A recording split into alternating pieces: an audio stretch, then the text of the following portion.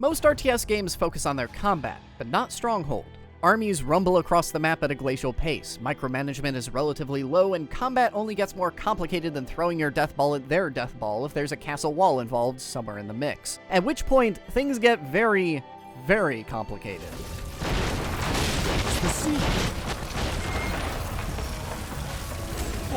Oh god, I just lost my entire army to a random wildfire I started. I didn't even know that could happen. Stronghold Warlords is positively leisurely as far as RTS titles go, but the real appeal of this game is from trying to wrestle with a complicated economy while you're on the clock, because you've got an enemy army breathing down your neck, and your soldiers aren't gonna make their own swords. As always, I'm Alex, and this is First 5, where I ask if games are worth your time, not your money. I played a game for 5 hours, and I'm gonna tell you if those were 5 hours well spent. And today we're conquering our way across Asia in Stronghold Warlords.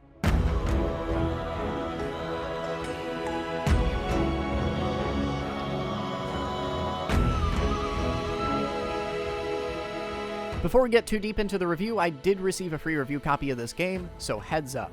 So it's been a solid decade since we've gotten a Stronghold game, and another decade more since we got one that fans of the series, liked. As a series, this game has a long shadow of cult classicdom to live up to, but it's also a series that's more or less skipped an entire generation or two of players, meaning there are probably a lot of people, aka me, who have never played a title in this series and want to know what all the rage is about. And Stronghold, or at least Warlords, is definitely a series that stands apart from your typical RTS, ditching complicated, micro-intensive battlefield maneuvers for strategic planning in a complex economy with a dozen different resources to invest in. You will live and die by what's recorded in this box. Your castle's lifeblood is its peasantry. They work the fields, they turn into soldiers, and they gather wood and iron. But in order to attract peasants to your facilities, you need to provide some perks, like proper housing, or vegetables. You know, real luxuries. Why, this is the healthiest diet in all the kingdom, Excellency. So Stronghold has this infinite feedback loop where you need peasants to work the fields to create goods to convince more saps to come work more fields, all while balancing the exponential consumption of an ever-increasing populace. And this process isn't nearly as fickle as it sounds. If your population becomes unhappy with you, they'll start leaving and your fort will eventually become a ghost town. But usually tweaking a few sliders is enough to convince them to stay, so you never end up in a death spiral where the entire house of cards comes tumbling down. And then you get into the other half of the economy game, fueling your war machine. Armies cost money. A lot of it, and require their own supply chain of buildings to craft armor and weapons, which themselves also cost a lot of money. Which means you're going to want to raise taxes, which the peasants are going to dislike, which means you're going to need to start providing more luxuries like tea and clothes to keep them there, which means you're going to need more peasants, which means now you're going to need more rice fields. And as you build higher and higher up the tech tree, your resource operations balloon in complexity. So while this might not be all that fascinating, 现在怎么办？有新指令吗？向着荣耀迈进。 it's supported by all of this, which is much more so. Now, while this guy is a slice of Hahn-overpowered nonsense that can fight 10 guys with one arm behind his back, he requires so much more from your economy to field that running a death ball of 30 of them never feels unfair or unbalanced. It just feels like you got outplayed because their economy can afford to field them and yours can't. So that's the basics of how Stronghold works as a series, and there's already a ton to love here and how it sets itself apart from other games in the genre. But then there's what Warlords specifically does to set itself apart from its predecessors, and the main thing is the eponymous Warlords themselves, who carve up the map into a bunch of different fiefdoms. You can turn Warlords into satellite states, but you can never annex them, and a lot of the game's rhythm revolves around competing for their favor. Every Warlord gives unique bonuses and works as a buffer zone between you and an enemy player, and if you lean on them a little, you can also get them to pay tribute in the form of resources or troops. But the Warlords are also relatively ineffectual at defending themselves by design, and even if a Warlord's walls are strong, you could still snipe them without lifting a finger by building up diplomatic currency. This means that they're all basically King of the Hill capture points dotted around the map that are constantly changing ownership between competing players as they get ensnared in a dozen proxy wars. The Warlords force players to come out from behind their walls and skirmish regularly instead of staring at each other for a half hour as they build their forces up, but that can be a bit of a double-edged sword for one critical reason. You cannot build in a Warlord's territory, even if you own the Warlord. On the one hand, this severely limits the space you get to build on and forces you to get creative in designing your own fortress and economy.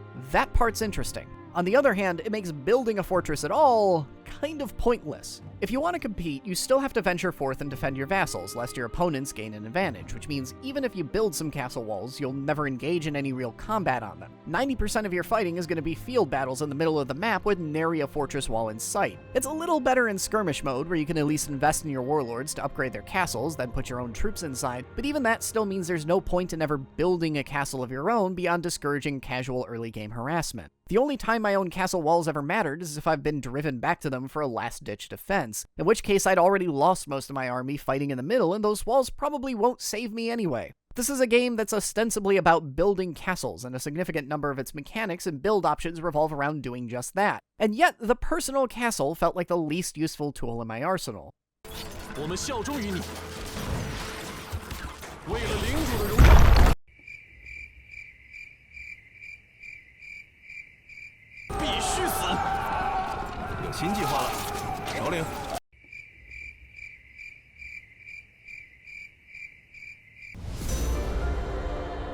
But it's not a game-ending issue, and perhaps once I get to fight a live opponent, I'll change my tune on that front. At the end of the day, there's still plenty to appreciate in Warlords' economic-focused gameplay, most of all, how accessible it makes the game. Don't mistake that for a synonym for easy. It's not, but it just doesn't have the same physical demands that many games in this genre do. Almost since the original StarCraft, RTSs have built a reputation as extremely competitive and demanding games. They're super micro-intensive, they require you to be mashing out a ton of actions per minute, and they require you to have eyes in the back of your head and be looking in 3 places at once. RTSs usually demand a level of physical and mental dexterity that almost no other game would even dream of asking for, the sort of physicality that you can only learn by spending 200 hours practicing it. They are, in short, an extraordinarily hostile genre to the casual player who wants to just pop on and play a few matches on a Friday night. And that's just not Stronghold Warlords. There are so many micro-tasks present in other RTS games that this one sheds. You will never have to manage a single worker unit because they're all automated. Only a very select few units feature any special abilities of any variety that you have to babysit in combat. And you'll never have to deal with a single production queue, meaning you don't have to tab back to your barracks every 5 goddamn seconds. This game does still require a little bit of dexterity and to a degree a split attention span, but to make a small anecdote, this is a game that moves at a slow enough pace that it's willing to completely blind you for a dozen seconds at a time by making you open a full-screen window to engage with its core mechanic like this is some kind of 4X game. Doing something like that in another RTS would be unthinkable. But because Stronghold Warlords focuses much more heavily on balancing a complex economy than kiting zerglings, that decision works just fine. And because Warlords doesn't lean so heavily on those micro-elements, it's a significantly more accessible game than its peers. You're not going to be a Grandmaster strategist right out of the gate, but you can feel reasonably competent in just a few hours. And that's unusual for an RTS. It's also in large part because the game does a decent job teaching you how to play with its single-player campaigns, which were the bulk of what I spent my time doing. Stronghold Warlords features 5 separate campaigns. They not only cover Japan and China, but also follow the Mongols, as well as the short-lived Aulak Kingdom in Southeast Asia. Each of them are generally a mix of 3 different missions. You got your castle siege missions, where you have to take a castle with a limited complement of troops, you got your castle defense missions, where you do the opposite, and you've got your standard missions that play like a normal skirmish match. And then there's the economic campaign, which is placed on a sacred pedestal all of its own, and after messing around in it, I can see why. Everything I've spent this entire review talking about crystallizes and reaches its final form here. Instead of sieging down some castle or another, your job is to amass a certain amount of resources before a timer ticks down, all while weathering attacks from the enemy as you do so. It leans into Warlord's strengths as a whole, and by being a largely defensive game mode, it even makes castle building an interesting and worthwhile pursuit. This is the game at its best and most unique. The Lord is being attacked!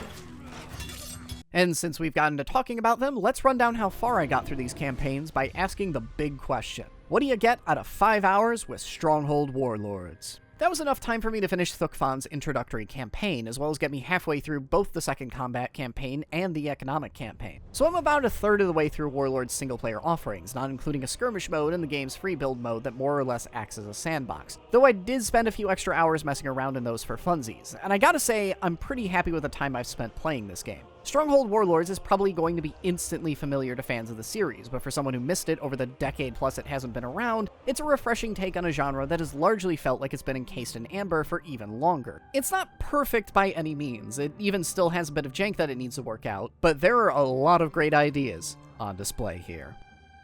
And if you enjoyed this review as much as I liked Stronghold Warlords, consider supporting me on Patreon. With your generous support, I can start doing all kinds of cool stuff, like more in-depth video essays and 5-hour streams where I review games like this in real time. So if any of that sounds cool, please consider becoming a patron today. But I hope you enjoyed this first 5 review. Thanks for watching this far, and I'll see you all next week.